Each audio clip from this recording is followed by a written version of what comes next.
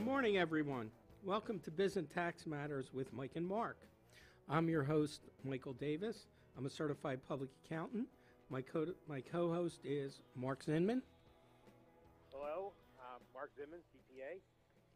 Our mission is to inform our listeners every other week as to the various aspects of running a business, the tax code, and answer any questions you may have. Please call your questions into our call-in number 609-460-4673. And if you're interested in any of our past shows, they're available on our website at www.bizandtaxmatters.com. And just so that you know, if you're listening to our live show, today is Tuesday, December 11th, 2018. We also have an email address, which is bizandtaxmatters@mjdaviscpa.com. Our show will be available in podcast at panjradio.com and will be replayed at 11 o'clock every day for the next week. So if you're not listening to our live show, send an email with your questions and we'll answer it on the next show. Again, our email address is bizandtaxmatters@mjdaviscpa.com. Please note Biz and Tax Matters in the subject. And once again, the live call-in number, 609-460-4673. And the website with our past shows is www.bizandtaxmatters.com. So, and don't forget to mention, we're also streaming live on PANJ TV right now. I didn't know that. Yes, we are. Now I have to remember to look at the camera and wave hi to everybody. I didn't know you were doing that today. Thank you. Sure. I've got a face for radio, so I'm okay. Oh yeah, Mark is a call-in today. And we miss Dennis. Dennis, if you're watching or listening, we miss you. Well, it makes one of us anyway. So, in the past 2 weeks, we received 2 emails questioning non-cash contributions. 2 clients, both married filing joint this year. One of them had $17,000 in itemized deductions last year and wanted to know if he should use it this year or double up next year. I went over the numbers with him. His $17,000, by the way, included about $11,500 in state and local taxes, which is now capped at 10.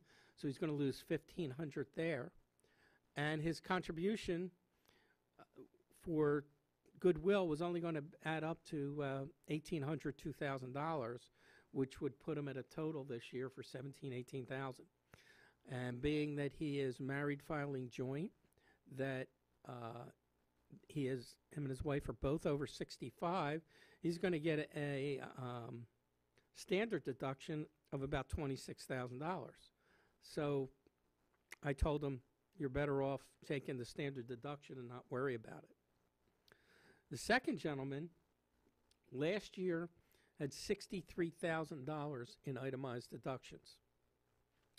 Of the $63,000, he had about $45,000 that was cash contributions and non-cash contributions. He donates appreciated stock every year.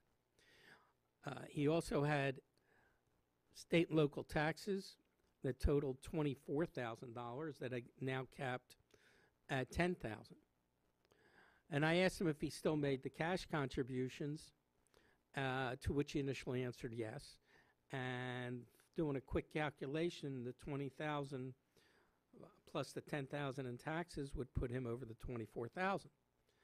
And we talked for a little bit more, and I told him, this plan works as long as he made the cash contributions. At which time he said, oh, no, I didn't make the $20,000. I haven't paid anything last year.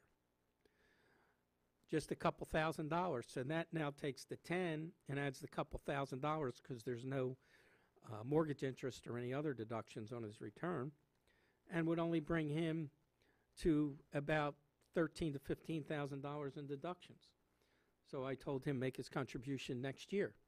Because next year, unfortunately, his wife passed, and next year he'll be filing single, and his standard deduction is only going to be about $13,000 because he's also over 65. And his contribution alone is going to be about $20,000. So he's actually better off not taking the deduction this year, because the standard deduction, he would lose the first 10 because his other deductions add up to 15. His standard deduction is going to be about 25, 26 that the IRS is going to give him anyway. So we told him to double it up next year. And with that, yes. This is an example. This is an example that we see with a lot of clients, because of the 24 or the 12, and the fact that you're capped at the $10,000 for your taxes, and people still want to make charitable contributions. There's going to be a lot of opportunities for doubling up in 1 year in order to get an itemized deduction, as opposed to trying to take them each year as you have in the past. Correct. Not losing them every year. Correct. And this one happened to have an exception in that his wife passed away this year, so he's still married this year, and next year his standard deduction is going to go down. So he'll be over no matter what next year. So it was a good thing that he called. And especially with the new standard deductions, the limitation on state and local taxes, anybody that itemized last year should probably make a call to their accountant. I would absolutely agree. Anyone who, especially if they think they're close, or they're not even sure where they are in relation, or if they're contemplating making a gift based upon whether or not it's going to be deductible 1 year versus the other. Right. Right. And now we're going to go to our updates. There's a new business interest limit the IRS has imposed in Regulation 106089-18 under Code Section 163J, limits the deduction for net business interest for certain taxpayers to 30% of the adjusted taxable income, plus any floor plan financing, which is separate, paid by vehicle dealers. The regulations will provide general rules on commuting the limit, ordering, and other rules on the relationship between the limit and other code provisions, because everything affects something else. The rules affecting C corporations, consolidated group members, and tax-exempt corporation, and special rules for partnerships and S corporation. There's 5 ways for accepted trade. There's ways for accepted trade of business to elect out of the code, and rules to allocate expenses, non-accepted and accepted trades or businesses. Taxpayers can rely on the proposed regs until the final regs are published in the Federal Register. Mark, I know you've probably got clients, as do I, that are going to run into limitations on the interest deduction that they're not going to be able to take. May even affect some companies not having losses. Correct. And so and we're seeing these kind of pronouncements come out almost weekly that may change what we thought or how we would have advised before we saw these announcements. So there are planning issues and in some cases opportunities, and some cases things to avoid. Yes, and again, I'm just telling everybody, including business clients, particularly on this one, because this was part of the Tax Act. And this is just the IRS coming out with a new reg to explain their position on it. Right. One of the ones that interested me that I saw this week was regarding the estate and gift tax. So one of the things that we're going to have to deal with as accountants is the fact that we have a new tax law that goes from 17 to 26, and a lot of things are going to sunshine back in 26. So for estates and decedents that were dying in gifts made after 2017 and before 2026, the Tax Cut and Jobs Act doubles the base estate and gift tax exclusion from $5 million to $10 million, and it will be adjusted for inflation. So that even goes up even a little higher. It's 11.18 and 11.4 for 2018 and 2019 respectively. And under the recently issued proposed regulations, taxpayers who take advantage of the increased exclusions won't be adversely affected when it reverts to the pre-Tax Cuts and Jobs Act amount in 2026. In that situation, if the portion of the allowable credit amount of the decedent's estate date of death is less than the sum of the credit amounts that were allowable in computing the gift tax payable, the estate tax credit would be based on the greater of the two amounts. And they're going to publish those final regulations. But what that basically says for our clients that make gifts, and their gifts would be over the lifetime limits that were in effect before 2017, they won't be penalized. Correct. And it sounds like they may be trying to address that in 2026, the limits go back. They get Right, reduced again. Right, it goes back to the $1 million lifetime exclusion for gifts. And if you're over that, what happens to the amount that you were over prior to 2026 because you're taking advantage of the current tax? Right. So a lot of people are trying to give gifts between now and then in order to avoid that limit at that point. But it sounds like the service may be trying to address that. Yes, and it looks like it did, because then the question becomes, well, I made $2 million of gifts, and now it's 2027. What happens to that credit I took? Do I have to pay it back? Do I lose it? They're basically saying they're going to let it go. Right. Maybe back to the same limit. Okay. What do you got? The other thing I saw that was interesting is that this taxpayer had a nightclub that she operated with their late husband in a venue where she had singers and songwriters and bands who performed. For the years at issue, the nightclub generated significant losses which were deducted on the taxpayer's personal return, which was disallowed by the IRS during an audit, saying the taxpayer wasn't operating the venue with the primary intent of producing a profit, which is one of the things required when you have a business. The tax court agreed, and the Sixth Circuit affirmed that, among other things, they found that she hadn't changed the way she ran the venue despite years of losses. So she just let it run and never did anything about it. She clearly derived personal pleasure from the activity, and therefore they weren't deductible. And one thing we want to note also is that the Tax Cut Act has limited losses in excess of gains anyway that they carry forward now. But in this particular instance, from what I read, and I looked at this case also, Mark, and noted that she also didn't keep records, which is a big no-no for IRS. I know that we have conversations with our clients all the time about telling them, especially if they're not sure they're going to make a profit, or even so that they're going to start with a loss, to make sure they document as well as they can that they're trying, what their game plan is to make a profit, that what evidence they can save and show, because like we all know, audits happen 2 or 3 years after an activity. So the fact that somebody loses money doesn't mean it's not deductible. The fact that they don't treat it as a profit-making business is going to be a problem. Correct. And I actually had one of those that was audited about 8 or 9 years ago, in that he was let go from a national company and got a large salary that year on a buyout. And then he went and started a business and had a big loss. And they wanted to know if he had the reason they audited him was because he had the very large wages and the loss. Right. And we were able to show that they were separate activities, that the wages were only for a couple months of the year. And obviously then the activity that he started, even though he had a loss, was he had a profit motive in starting that business. The fact that he had a loss Correct. sometimes happens, especially when we have beginnings of businesses. Yeah, and he had a lot of expenses of getting up and running too. Right. So I found another one that's interesting.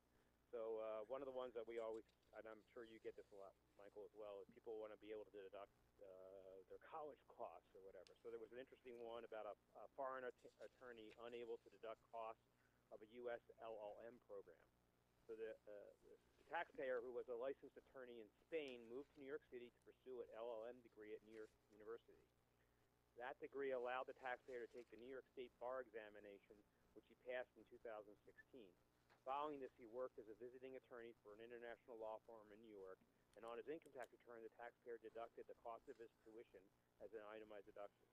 The IRS disallowed the deduction, claiming that the LLM degree qualified the taxpayer for a new trade or business. The tax court agreed, holding that although the degree improved the taxpayer's skills as an international attorney, It also qualified him for a new trade or business. Therefore, his educational expenses were non-deductible.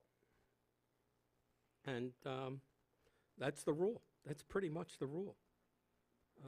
If you're getting education to to get you to the point where you reach the minimum requirement for your job that you're doing, that's not deductible. It's only anything beyond that. Yeah, but I know you probably, like me, get challenged on that and different scenarios every year. Yeah, Just there's like we always did, somebody. Yeah, there's always somebody. So it's just interesting to see a case that seems to be rather on point and is rather conservative in its approach, saying that this pretty much fits the regs and it's pretty much adhering to that. Right. In my last update for the day, there's the government, the IRS has provided tax relief for California wildfire victims residing in Butte, Los Angeles, and Ventura counties.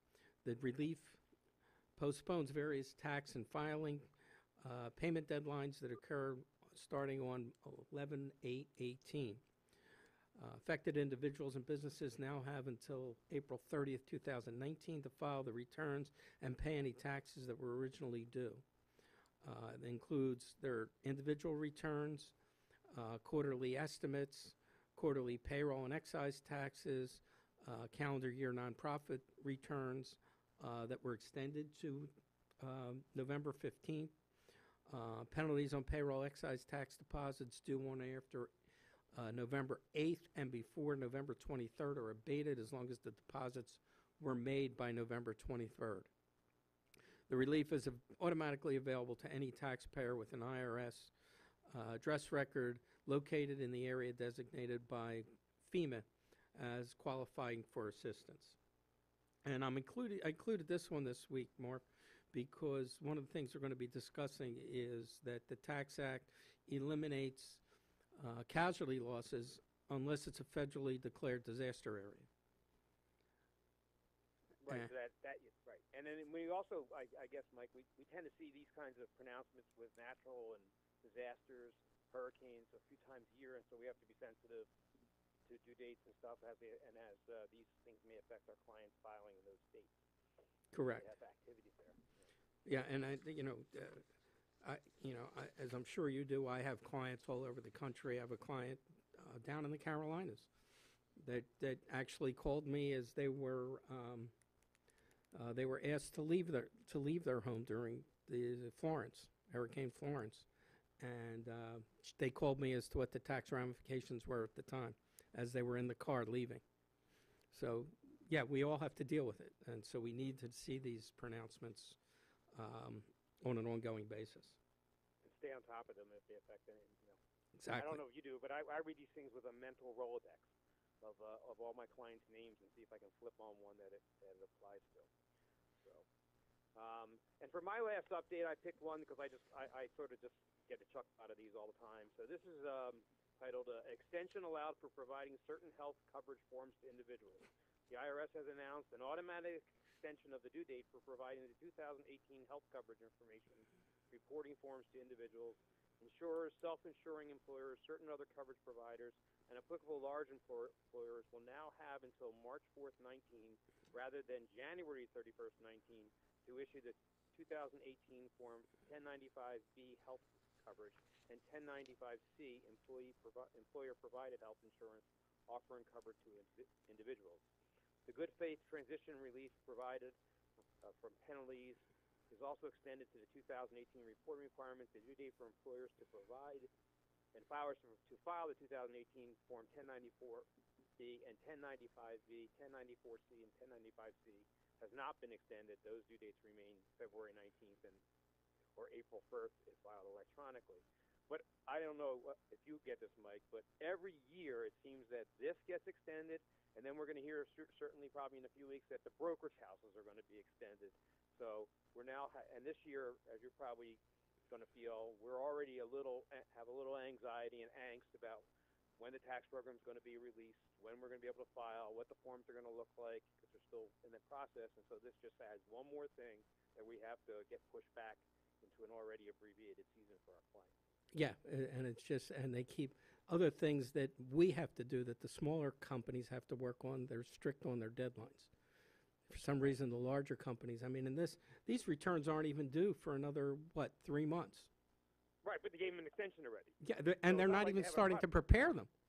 Right, it's not like they had a problem and they said, "Oh gosh, we got to give them an extension." They're giving an extension months in advance. Yeah. And just so our listeners, know, we need these forms, especially if you got any if you got any money. First of all, you have to have you still have an individual mandate for health insurance.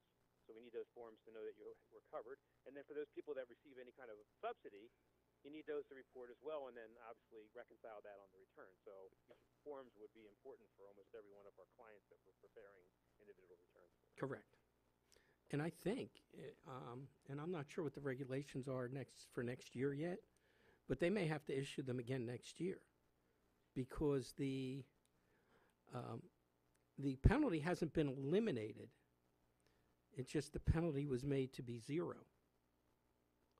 So there Correct. still may be So we're still reporting gonna requirements. It's like I know you and Dennis talked in your last show about individuals. It's like exemptions. They're still there, but they don't exist. Right. Right. Yeah. So your health insurance penalty is there, but it doesn't really exist. So you still have to fill it out, though. Yes. For 2019. Correct. Okay, with that, we're going to get into our topic today, which is business tax planning. Although we're going to start with a couple things that we didn't finish up with on the individual tax planning for last week. We'll talk about them briefly. But before we get started with that, Mark, you're new on the show. You want to tell everybody a little bit about yourself? Okay. My name is Mark Zinman, as I already said. I am the managing partner of Zinman & Company. We're about a 17-member accounting firm located in Southampton, Pennsylvania. Most of our clients are small businesses, family-owned businesses. Obviously, we do their business-type returns, and then obviously a significant number of individual returns that relate to those businesses. So doing this for 37 years. This will be my 38th tax season. I'm starting to like it. It's about time. It's about time. I always joke around with, and I joke around with friends. I say, listen, most people have 4 seasons, right? They have fall, winter, summer, and spring. We have 3. We have before tax season, during tax season, and after tax season. Yes. So we're still enjoying our last few weeks of before. Yeah. Well, I don't know how enjoyable it is with all the planning that we have to do. But I want to thank you for having me today. You're welcome. I want to thank you for being able to help out, being that Dennis had something come up and he couldn't make it. So thank you. Okay, so let's get started. The first thing I wanted to talk about a little bit was the kiddie tax, which, a lot of people put money into their kids' names because it was taxed at the kids' rates a long time ago. IRS then made an adjustment that if you made over a certain amount of money, it was then taxed at the parents' rate. They've now changed that. If the child makes over a certain amount of money and unearned income, it's now taxed at the trust rates, which are considerably higher than the parent rates or any of the individual rates. I know I've got a client with a child. Her husband passed away a few years ago. The child is getting unearned income every year.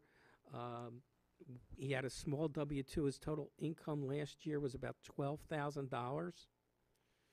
His tax bill is going to go from a couple $100 to roughly $3,000.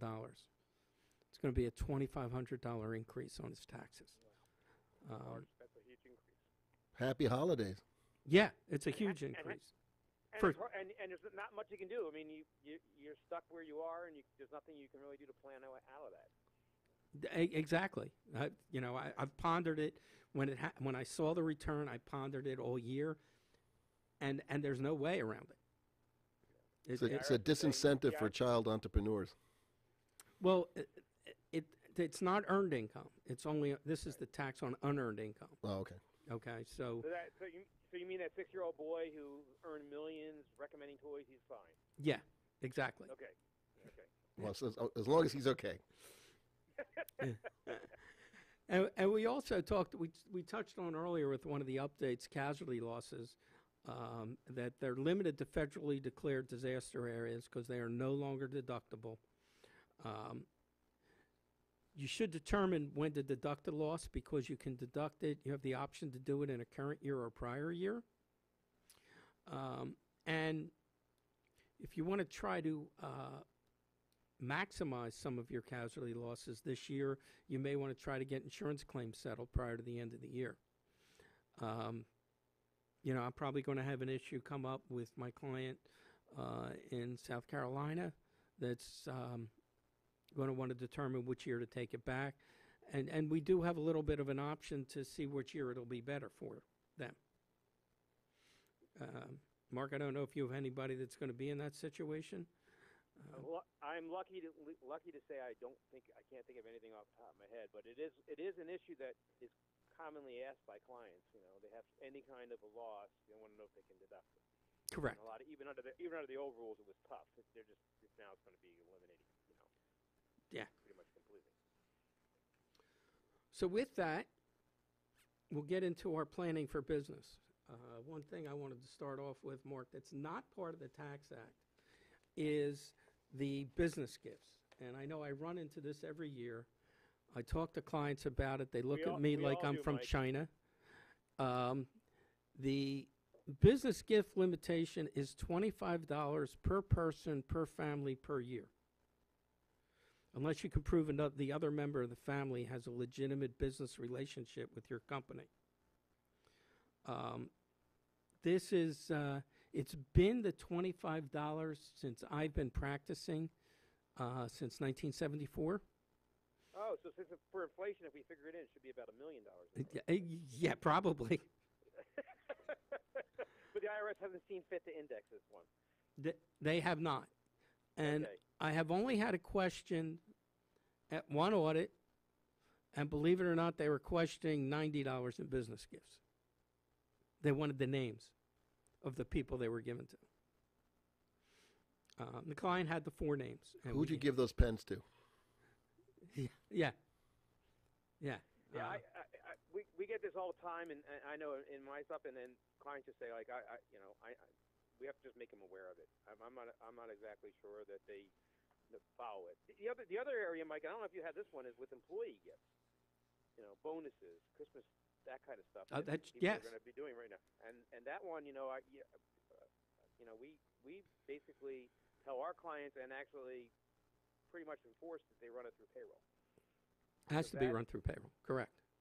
Right, because you don't want to end up giving them a 1099 or something for a gift and award, because those limits are the same low amount too. Obviously, we exclude like Christmas parties and stuff like that. That does not. Right, but if you give them I've written checks to my staff for the holidays, and I gave them a net check, but it's going to go through payroll. Right, and that's another thing. So we spend a lot of time, like, I want to give this person a $250 holiday bonus. How much? And then we back into the gross amount for them. It's exactly what I did. I gave, because I personally have an issue with writing a check to somebody as a gift for $220.36.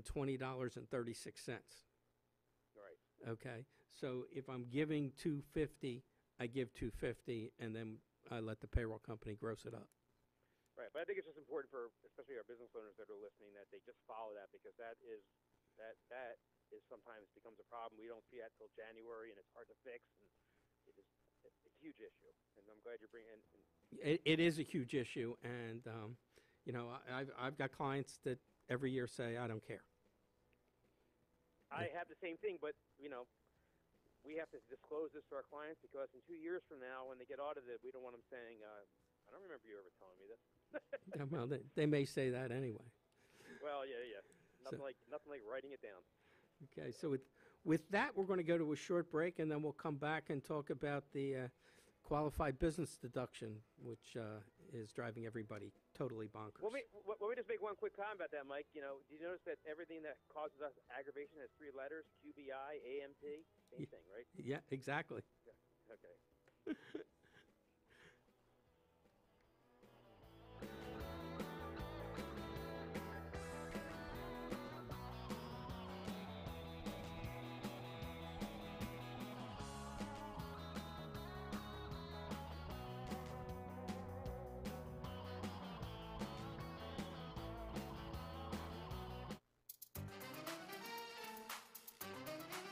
Hey, I'm Deirdre Anderson with Delish Catering, And I'm Laura Mangone from Chambers Walk Cafe and Catering.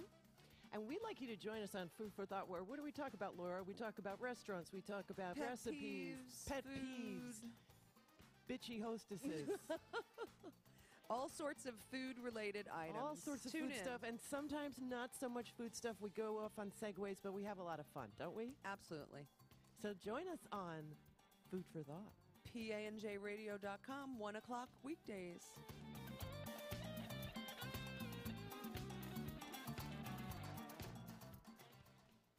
Hi, I'm Vinny Veterosa, and I approve this message. Vinny is such a pussycat. And incidentally, if you've never had a massage by Vinny Veterosa, you must do it. You will be grateful to me for having suggested it, for him for having done it, and for yourself for having the wisdom to accept the advice. Have Table Will Travel with Vinny Verderosa. He's got magic thumbs. The man has magic thumbs. He really does. He really does. Right now, 3 one-hour sessions for the price of 2, which include general massage, reflexology, and acupressure. Check me out. See for yourself why people feel so good when their session is done. On Facebook, Acupressure Have Table Will Travel. On the web, relaxintoreiki.com/partners. My telephone number is 732-259-3129. And you can get me here anytime on PANJradio.com. I can't get my computer to work. Let me help you with that. How'd you do that? I just got techie with Geeks on Site. Our geeks literally come on site. No need to stop what you're doing or block off time. We come to your home, office, or wherever you are. And we don't just fix whatever computer issues you might be having. We explain and teach you along the way so you can feel empowered and then help others at home or in your office. Better yet, don't have time for tech support to come to you? Let us remote into your desktop or laptop, and one of our geeks will instantly walk you through. We offer affordable prices on our remote services and IT support.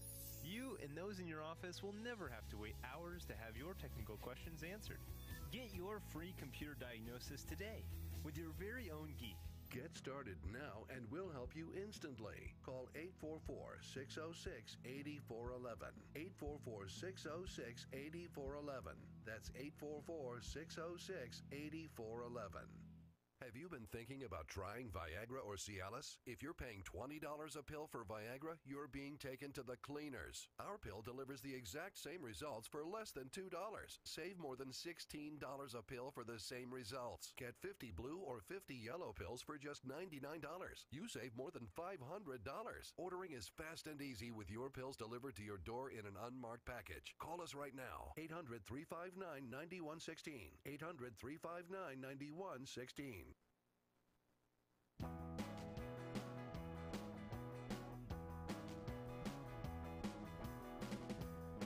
Welcome back to Biz and Tax Matters with Mike and Mark. Again, I'm your host, Michael Davis. I'm a certified public accountant. And my co-host today is Mark Zinman.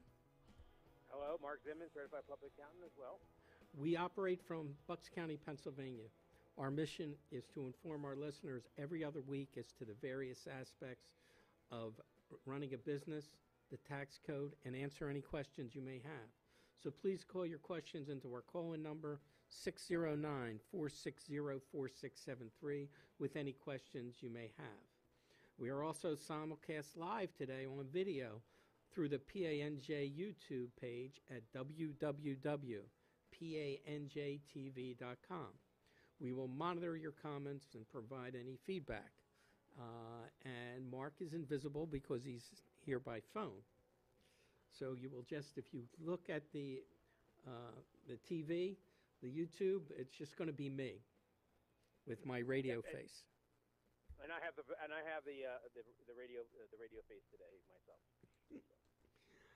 Today is Tuesday, December 11th. So if you're listening to our live show, give us a call. If you're listening to one of the replays for the next week at 11 a.m.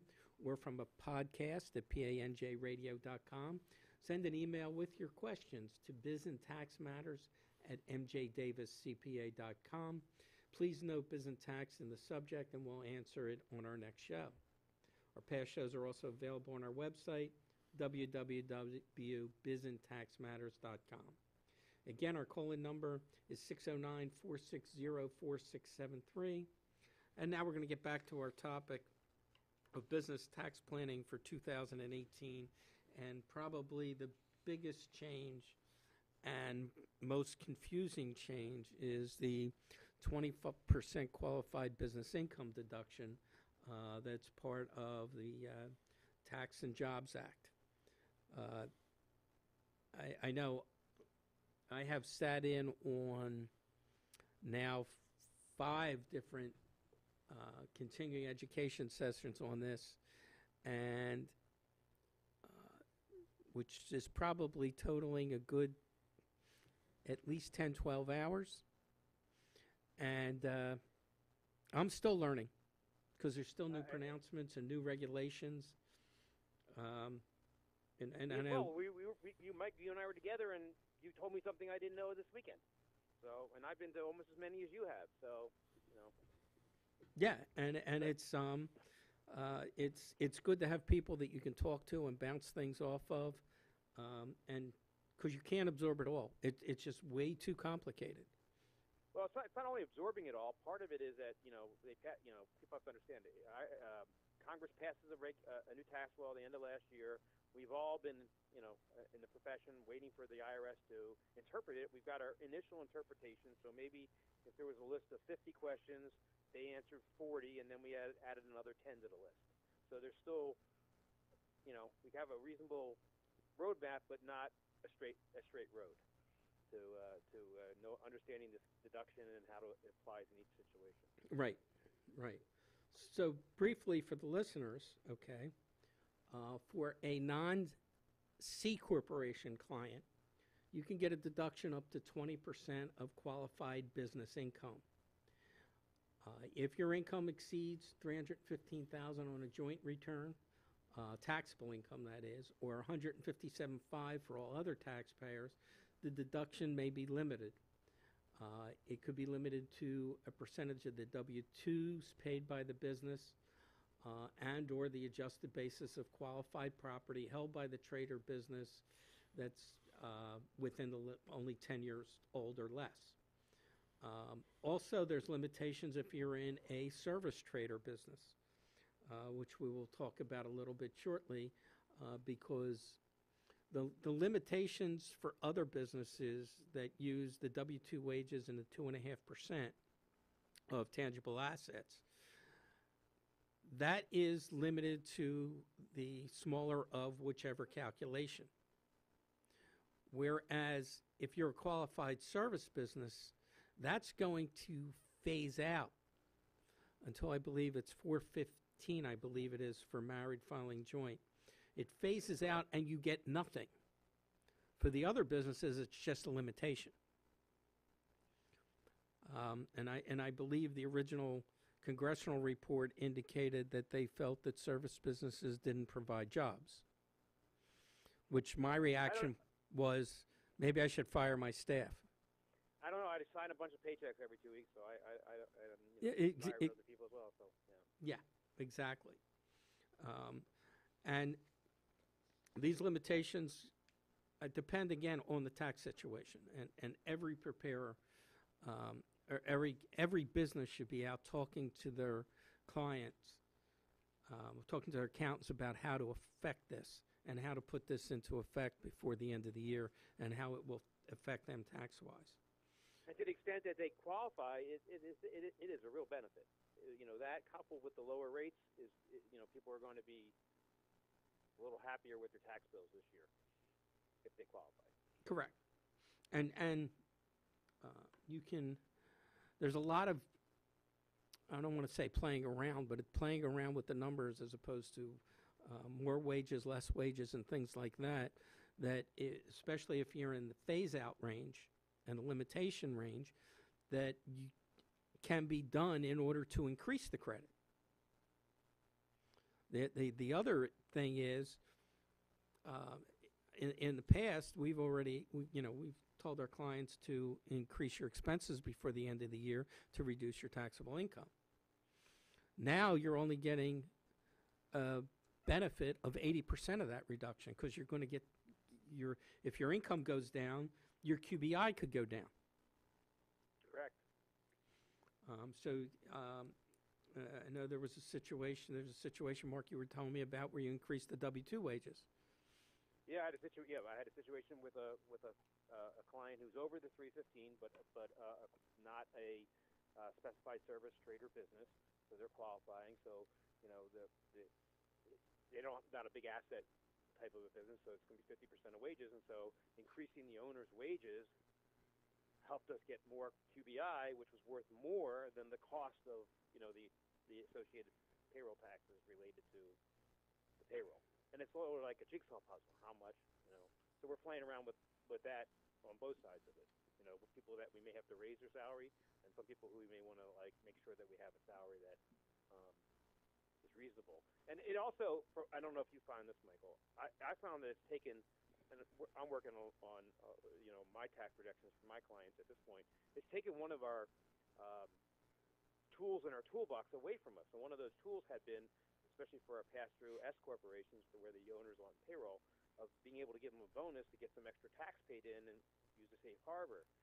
It takes it away from us because we don't want to pay them more wages if it's going to lower their qualified business income, and they're going to get less of a deduction. Correct, unless they fall within the limitation range where increasing the wages may increase the deduction. Right. If they're under the 315, if you're under the 315, it doesn't matter. Right. If you're under 315, it's only people over 315 that this is really starts to become an issue. Right, but 315, and it's family, not just for that one person. If you're married, filing jointly, that's 315 for the family. correct. Correct. If you're single or head of household, it's 157.5. Correct. So, and it could affect one owner of a partnership or S corporation and not affect the other. Right, and I think the thing to understand is that the qualified business income, if you're on a flow-through entity, is going to be determined at the entity level. Then whether or not that qualified business income deduction is going to be identified at the individual level. Correct, and any K-1 you receive from those entities has to have the information on the K-1, or you're not entitled to the deduction. That is correct. That is correct. And then the other thing, I don't know if you've heard of one of your seminars, they're like running out of letters for the K-1s now, right? So they're going to start double up on letters. Yes. So our tax returns are going to be postcards. Our K-1s are going to be books. Well, the tax return is a postcard, but there's 6 additional schedules to cover the things that they moved off. Yeah. Yeah. So that's a little sarcasm. a little bit. A little bit. So, I mean, we talked about the specified service trader business, and there is a very complicated definition that IRS has come up with the regulations, and I'll read off a summary of the definition. Every occupation, and I will give an example on one, every one of these occupations that I list, there's exceptions to. The occupations are health, law, accounting, actuarial science, performing arts, consulting, athletics, financial services, brokerage. And just as an example of the exceptions, under the brokerage, it does not include services provided by real estate agents and brokers or insurance agents and brokers. So where you would think, we originally thought they were all going to be included, the regs came out and now they're not. Well, I've had an interesting one on that one. I have a business broker client, and I think he's exempt from that, and I've had various opinions on that one too. So that's one of those ones where sort of, I think the word broker tends to apply more because that's what they call them as opposed to the definition of what the IRS says is a broker. Correct. Yeah. Right. And then we go on to investment management, which has an exclusion for anybody directly managing real property. I'm wondering how all these real property exclusions got in here. Anyway, to go on, in addition, if you're trading securities or commodities, if you're a dealer in securities, and then to wrap it up, the last one is any occupation or trade or business where the principal asset is the reputation or skill of one or more of the employees or owners, meaning any trade or business that consists of any of the following: trade or business in which the person receives fees, compensation, or other income for endorsing the services; a trade or business which a person licenses or receives fees, compensation, or other income for the use of their name, likeness, etc., associated with the individual's identity; and receiving fees, compensation, or other income for appearing at an event or radio or on radio, television, or other media format. Oh, we're in trouble. Yes, your fees for this, Mark, will be as small business. I was service. talking more about the endorsements I'm going to get. Yeah. Yeah. It's so it's. I mean, they gave a lot of specifics, but then they threw this thing out to open it up. And one thing I don't see addressed is, what about painters and plumbers?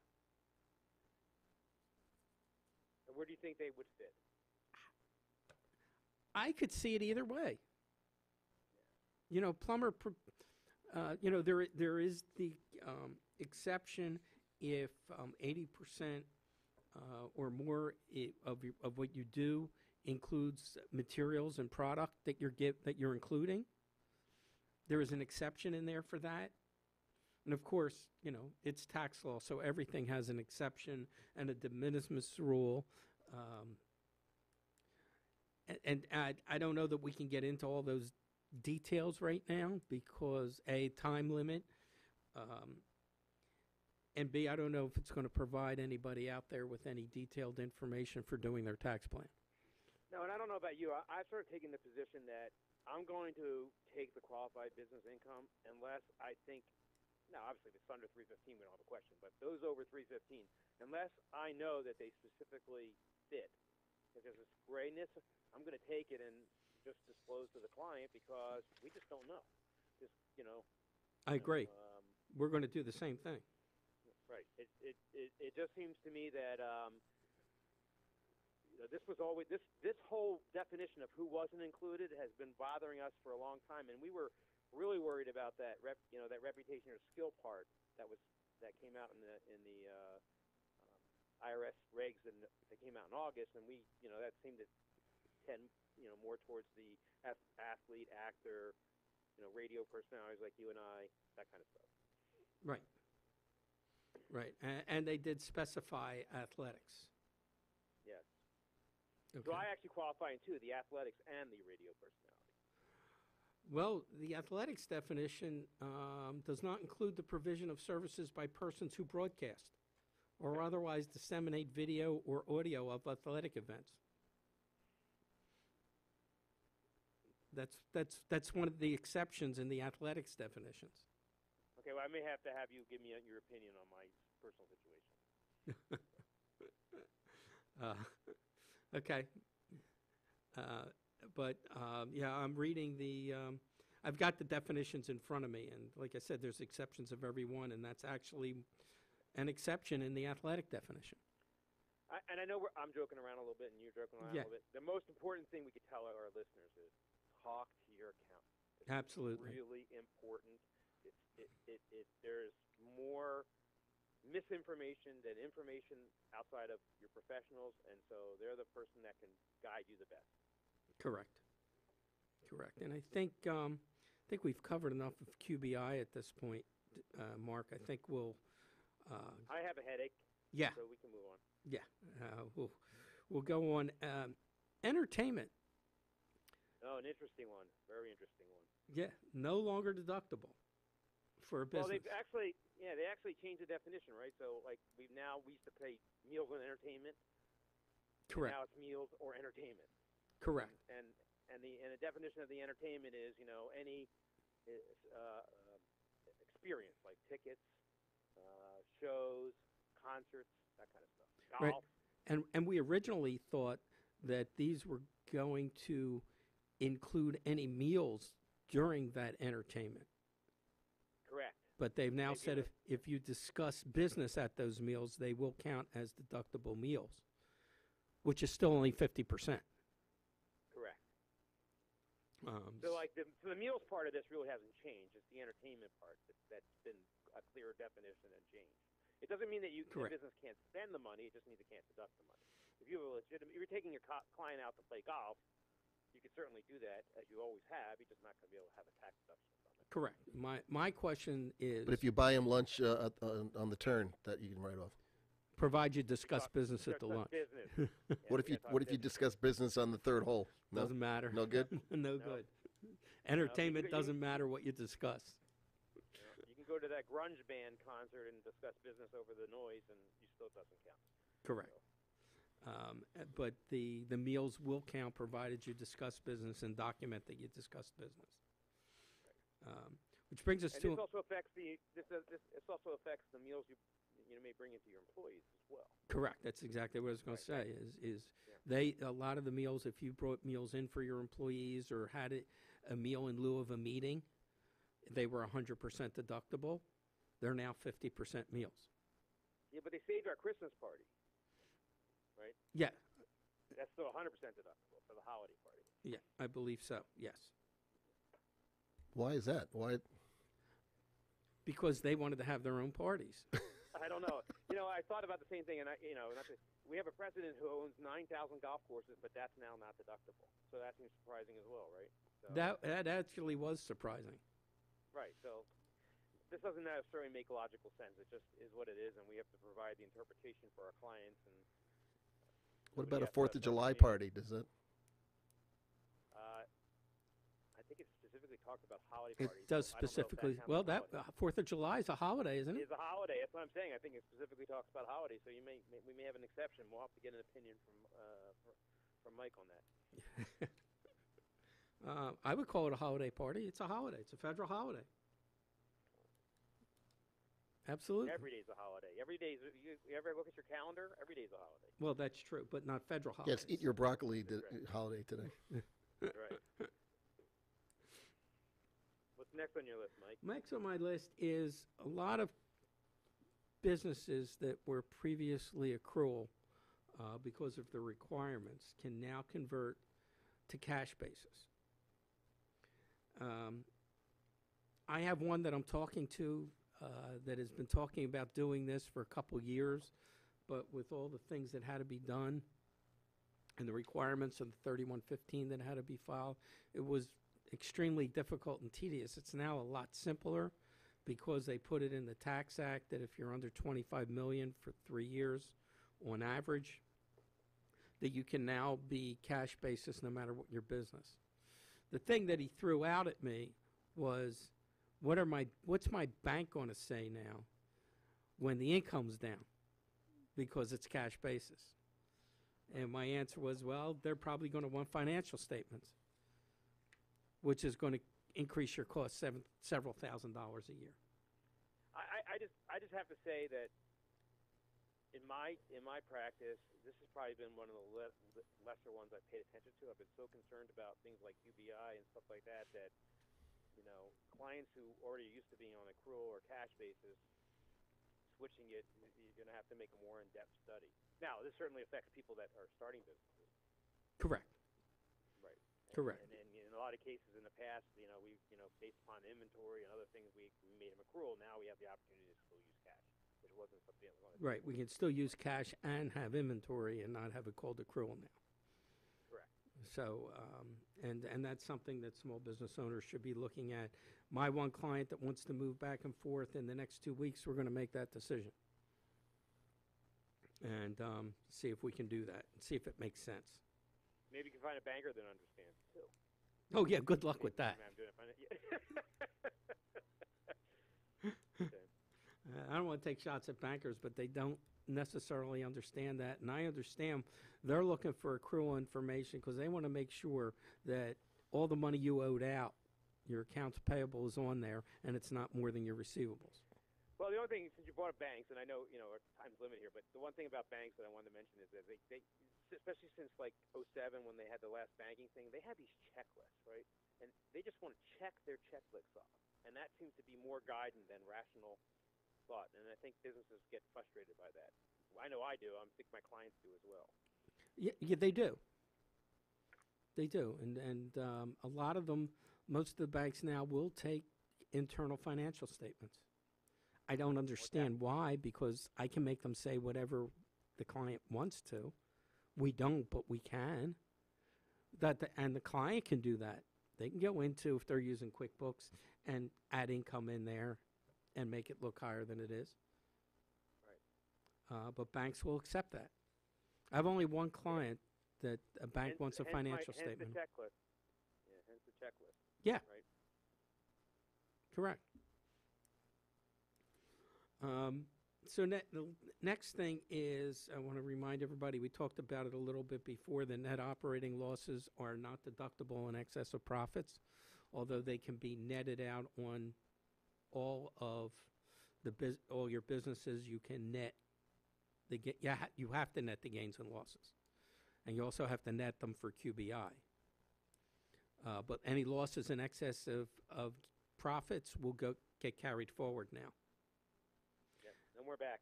And you can only take a maximum in a year of loss up to 80% of the profit. So if you have a $100,000 profit with a $200,000 loss carry forward, you can only take $80,000 of loss against that $100,000. Right, and the other 120 would just carry forward again. Correct. So that's what the rules say. And the other thing is, if you have losses from prior to 2018, those losses will carry forward at 100%, which makes our job real easy because we can just... It's like you can't look back and just take a number. You have to look at where it came from. I don't know about your career, but every time I've heard the word tax simplification, I've also heard the word ka-ching at the same end of it. It's never gotten any simpler, has it? Oh, yeah. If I remember, the Tax Simplification Act back in the 80s, we were calling that the Accountants Retirement Annuity Act. Right. Okay. I'm not sure if this one's going to be worse yet. We'll have to wait and see how those calculations come out. Well, considering that one, I believe, had the expansion of AMT, and this has QBI, I don't know. It's going to be pretty close to which one's worse. As I said earlier, it's taken me like 10 years to get my AMT spiel down, and I still didn't make any sense after I was done. I hope I can do better with QBI. I'm trying, but it's taking time.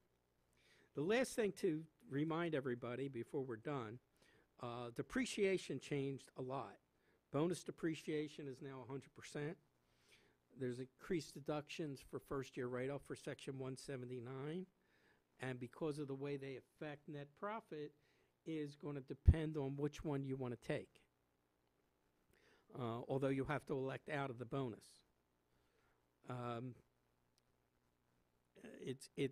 It's complicated in that 179 may have to be recaptured if you dispose of the item within a certain period of time, where bonus doesn't. Right. And I've already, I don't know about you, this has become, it's also more liberal, like real estate, things related to real estate being able to depreciate, or those things that were used 179 has become more liberal. Correct. And I have had clients already that I've worked on where we're opting out of the bonus depreciation because it's going to cause too much of a loss against, maybe a new business that is financed. Right. And you may want to limit it to take advantage of QBI. Correct. And also, beside the QBI, we also have to factor about, how much of a reduction you get, and what using the different tax brackets. We want to try and force income. We don't want to take deductions at 15 cents when we can take them at 27 cents. Correct, and that's why we do all that. The last thing is that I want to talk about depreciation is there is a safe harbor election that you have to file annually, where you can elect to write off up to $2,500 of things that you buy at the cost per item, per purchase. Like you buy a computer for $1,000. You don't have to depreciate it. You can expense it if you've made this election with your tax return. And that's the last thing, Mark. I want to thank you very much for assisting me and working with me on this. It was great. I enjoyed it.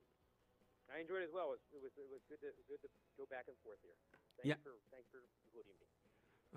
Thank you for attending. It was great. And with that, we're done for the year. We won't have another show until January. And They saved the best for last. That's right. And I want to thank everybody for listening. And have a happy, healthy New Year and happy holidays. Yep, happy, healthy New Year. Thank you. You too.